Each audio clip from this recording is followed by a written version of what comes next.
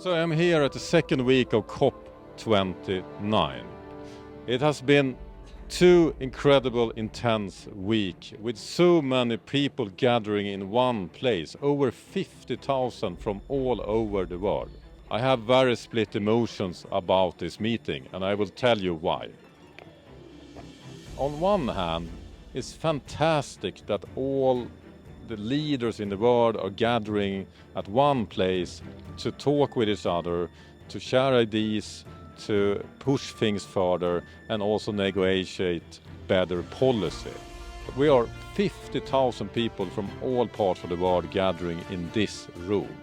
And we Don't Have Time, we are here to amplify those voices that cannot come here. They can join us digitally through Zoom and other technology. We have our own TV studio here, as you see, and we are really pushing for a lot of those voices together with the solutions that we have here in the room, because we really have the solutions to solve the climate crisis. We have the media center here just next door to us, where we have 3,000 journalists from all newspapers, large newspaper in the world. During 2 weeks, they're covering exactly everything that is happening 24/7.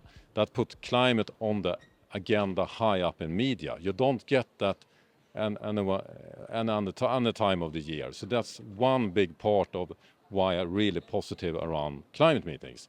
And for a little bit bigger news organization, they have their own office. So UN are actually giving offices to the large media organization. And now we're going to make a visit to We Don't Have Time. This is where we are prepping all the broadcasts we're doing from it. So this is great. We really need to have climate on the agenda, and COP meetings are helping with that. Regarding the negotiations, it's tougher. We know that this helps, but it's not enough.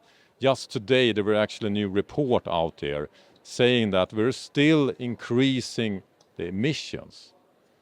And it's not even flattening out. It's increasing every year, including the year 2024, globally.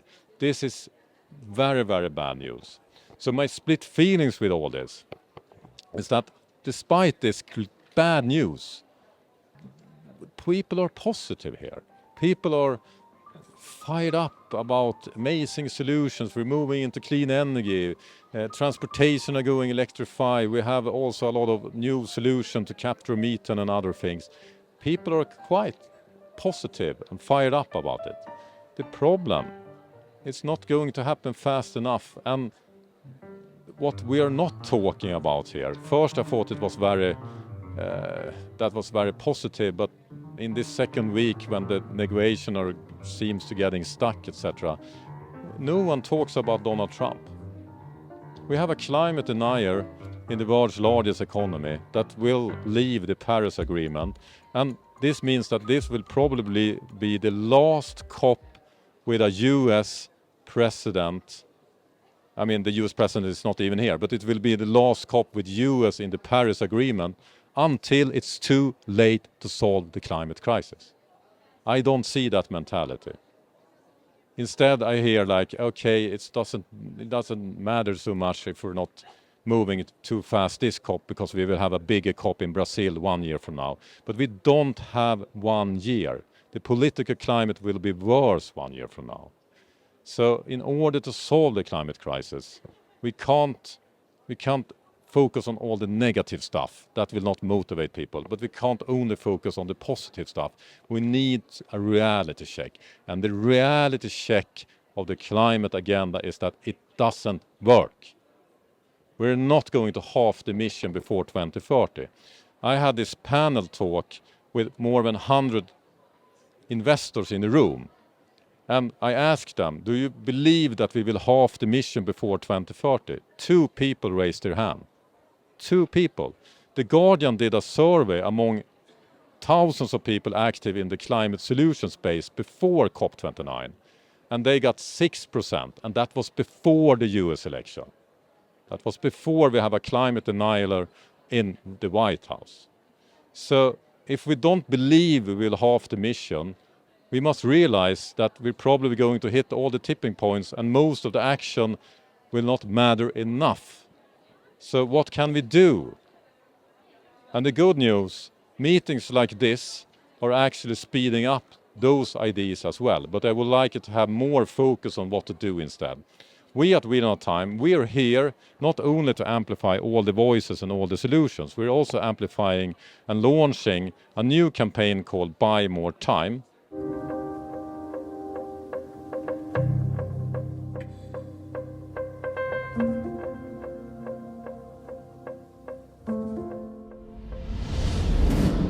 The problem with carbon dioxide, when we emit it, it will go up. And it will stay up there for up to 1,000 years. Maybe we can kind of try to remove it, but it looks kind of hard to do it, very expensive. Methane is another greenhouse gas. It's a very common greenhouse gas. It's the second biggest contributor to global warming. And there's a big difference between methane and carbon dioxide. When we release this, it comes down again. On average 12 years. It's a big difference between 1,000 years, 12 years. So the solution here is that we need to stop emit methane. We just need to make it legally binding in another structure. You don't have it on the COP meetings, but we can talk about it and we can make it happen after this COP meeting. What is your comment on that these countries has agreed to do this pledge today? Well, it's a pledge, it's a promise. Obviously, we need to see it changed into action and real action. But if they incorporate this within their NDCs, their new national climate plans that all nations are hopefully revising upwards at this moment, then it would go into national legislation, hopefully within their own domestic national legislation, and become something that they have to achieve. So I think it's a very good start, and it's many developing countries as well, including the country of Azerbaijan, which is hosting COP29, so that's a good start.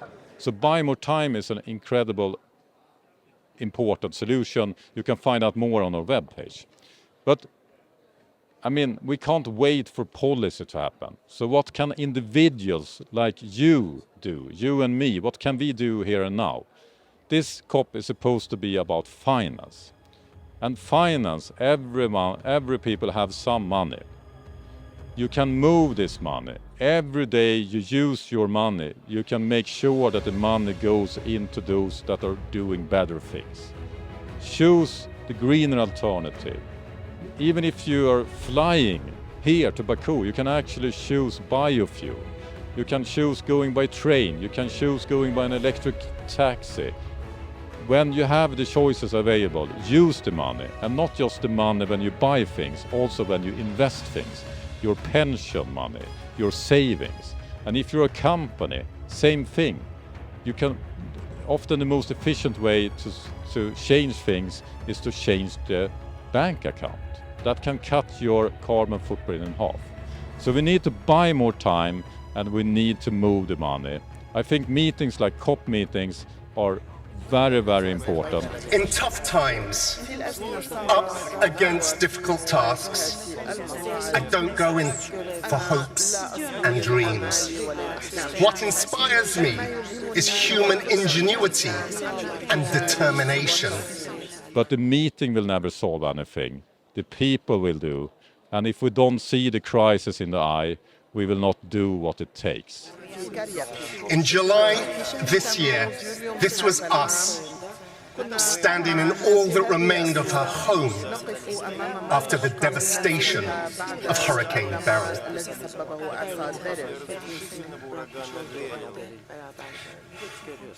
At 85, Florence has become one of the millions of victims of runaway climate change this year alone.